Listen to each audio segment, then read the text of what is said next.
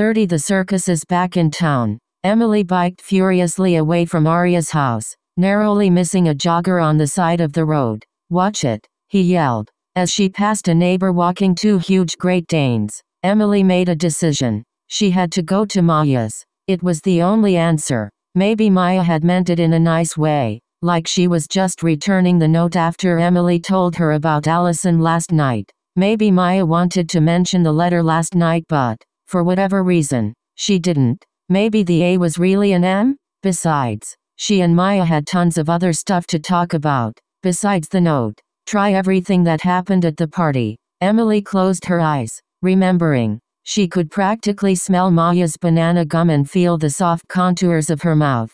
Opening her eyes, she swerved away from the curb. Okay, they definitely needed to work that out. But what did Emily want to say? "I loved it." No, of course she wouldn't say that. She would say, "We should just be friends." She was going back to Ben. After all, if he'd have her, she wanted to rewind time, to go back to being the Emily who was happy with her life, who her parents were happy with, the Emily who only worried about her breaststroke reach and her algebra homework. Emily pedaled past Meyer Park, where she and Ollie used to swing for hours.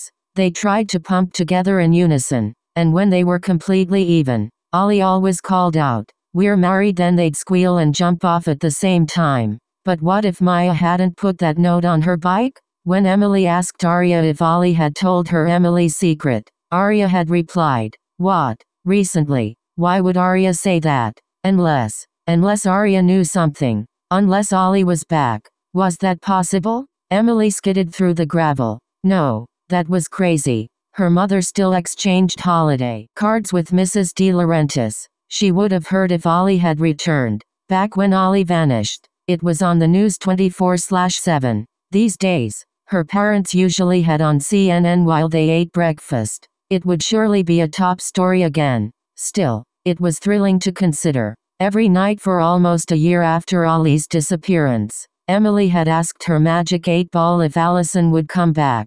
Although it sometimes said, "Wait and see," it never, ever said, no. She made bets with herself, too. If two kids get on the school bus today wearing red shirts, she would whisper to herself, "Ollie is okay." If they're serving pizza at lunch, Ollie's not dead. If coach makes us practice starts and turns, Ollie will come back.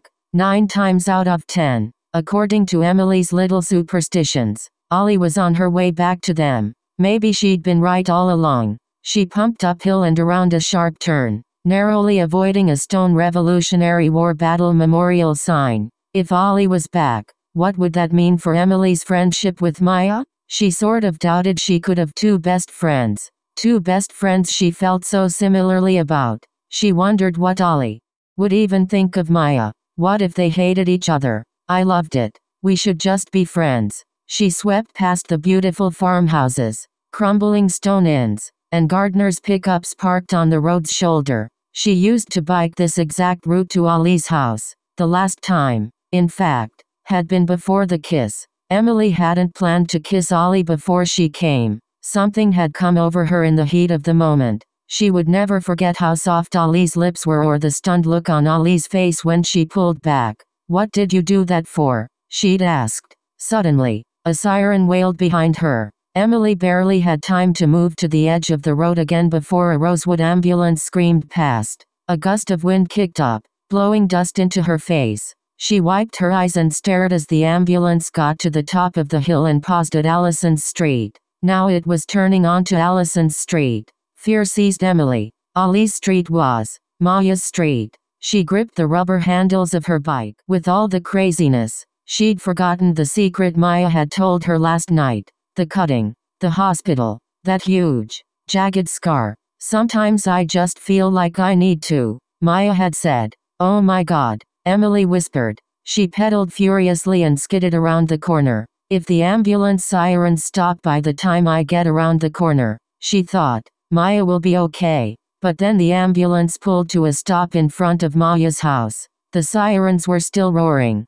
Police cars were everywhere. "No," Emily whispered. White-coated medics got out of the vehicle and ran for the house. A ton of people littered Maya's yard, some with cameras, Emily threw her bike at the curb and ran crookedly toward the house. Emily! Maya burst through the crowd. Emily gasped, then ran into Maya's arms, tears messily running down her face. You're okay, Emily sobbed. I was afraid. I'm fine, Maya said, but there was something in her voice that was clearly not fine. Emily stood back. Maya's eyes were red and watery. Her mouth was drawn down nervously. What is it? Emily asked. What's going on? Maya swallowed. They found your friend. What? Emily stared at her, then at the scene on Maya's lawn. It was all so eerily familiar. The ambulance, the cop cars, the crowds of people, the long-lensed cameras. A news helicopter hovered overhead. This was exactly the same scene as 3 years ago, when Ollie went missing.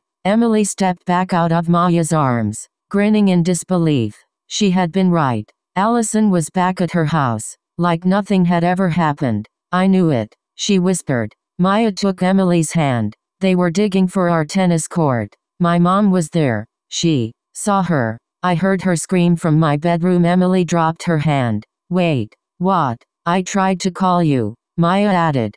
Emily wrinkled her brow and stared back at Maya. Then she looked at the 20-strong team of cops, at Mrs. St. Germain sobbing by the tire swing, at the police line, do not cross tape loops around the backyard, and then at the van parked in the driveway. It said, Rosewood PD Morgue. She had to read it 6 times for it to make sense. Her heart sped up and suddenly she couldn't breathe. I don't understand, Emily sputtered, taking another step back. Who did they find? Maya looked at her sympathetically, her eyes shiny with tears. Your friend Allison, she whispered. They just found her body.